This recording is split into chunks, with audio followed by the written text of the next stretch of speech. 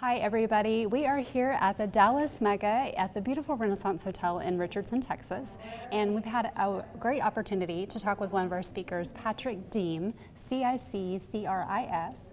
So we had a chance just to grab him for a few minutes to talk a little bit about the classes that he is teaching here for us. So Patrick, you're teaching 2 courses for us, is that right? That's correct. I'll be doing 4 hours in the morning and 4 hours in the afternoon. And the first class we're going to talk about, it's amazing to me sometimes when you do some of these programs, how all of a sudden the subject matter just is so apropos to what's going on. Right. This is a collaborative effort between myself and another national faculty member, which many of the participants may have known, and that's Jay Williams.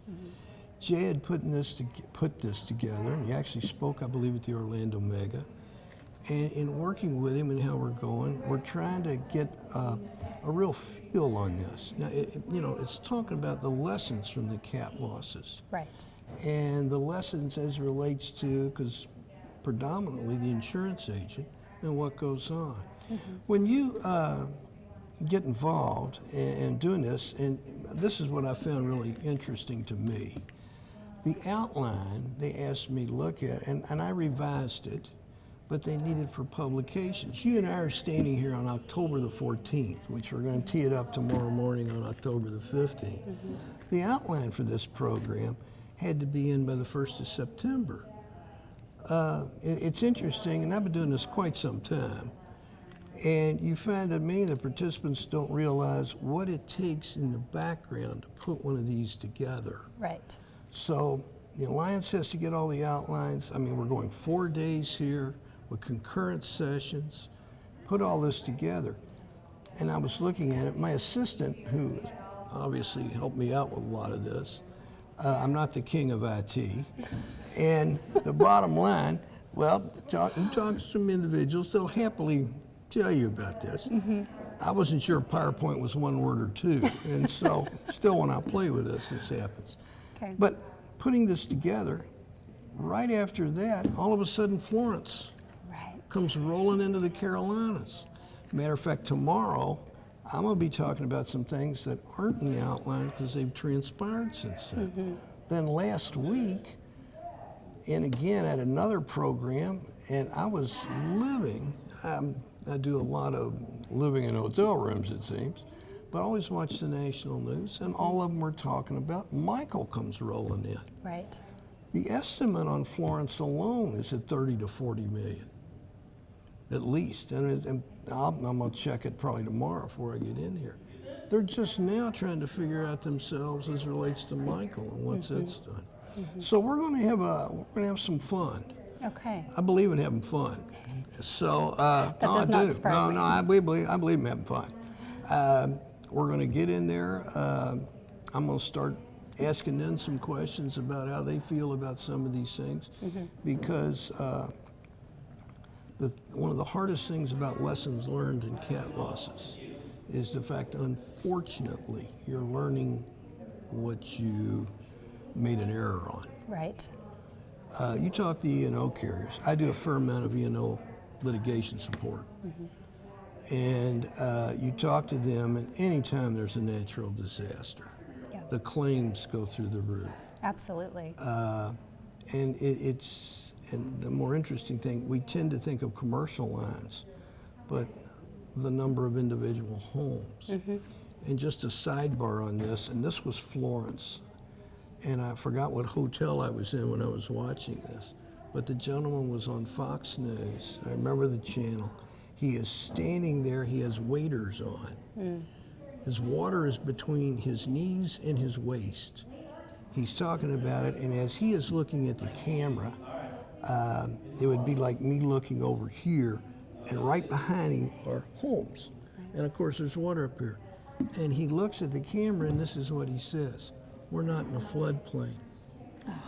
And that's when he said, there isn't one home around here that's got flood insurance.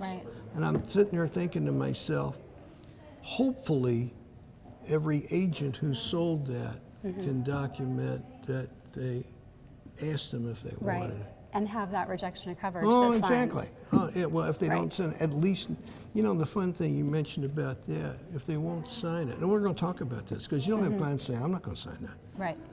Well, that's the reason we have email. You can always send them a confirming, Correct. Glad Right. to see you, thank you very much. Oh, by the way, just want to confirm I did offer you flood insurance and Right. you rejected that. Right.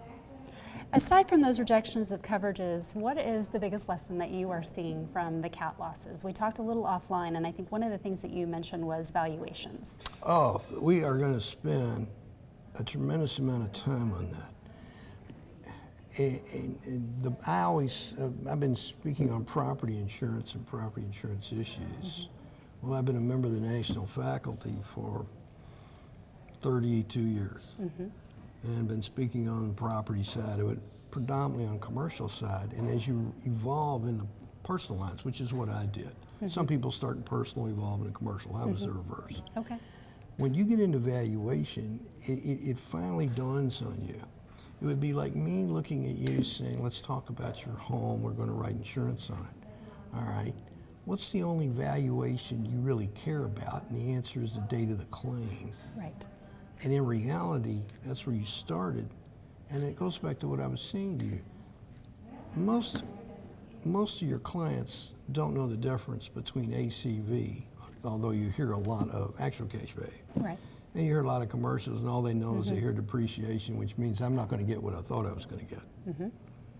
They hear replacement cost. Right. Well, in their mentality, that means, well, we're going to come, you're going to put me back where I need to be. And the answer is no, we're not. Right.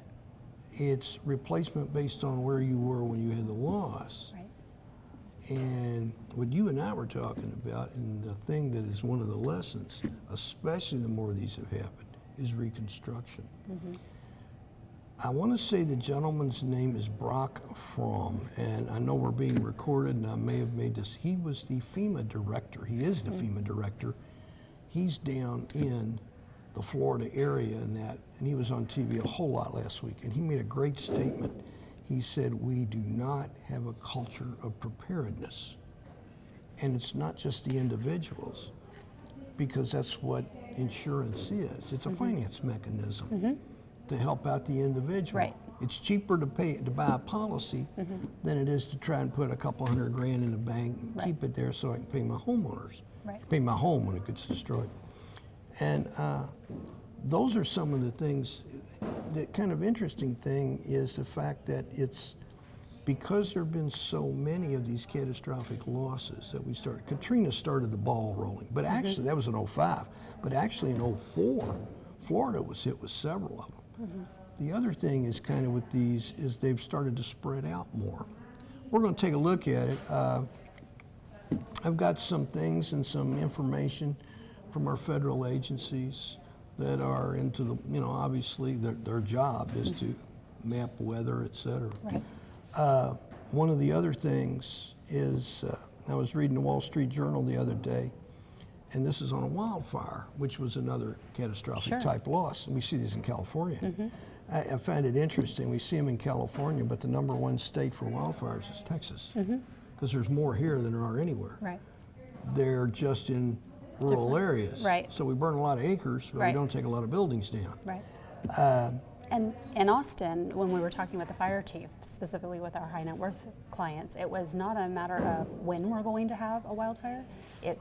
Or not if, it's when we're going to have it on that Greenbelt Basin. And Oh, it's not just that. It's the Bastrop fire, which was started too. accidentally. Yep. But it was started accidentally at a time when we were in a high drought area. And if you understand what triggered that fire, understand that once it got going, it went so fast they couldn't control it. Right. Because when that cable came down, electric cable came down and hit that dry brush. Right. And all you have to do is drive down 71, look on both sides, because it bounced over the highway. Right. And we had serious agency issues in that. For I sure. mean, that made national news. But what I was getting to on the other one was this was the National Association of watching doing the weather patterns. They made a comment that nothing that they had in their database would have ever indicated they would have had that wildfire in that area. And it's going back to, we're having different seasons. You can call it climate control, you can climate change, you can call it whatever you want. But the bottom line comes down to, we're going to have more of these.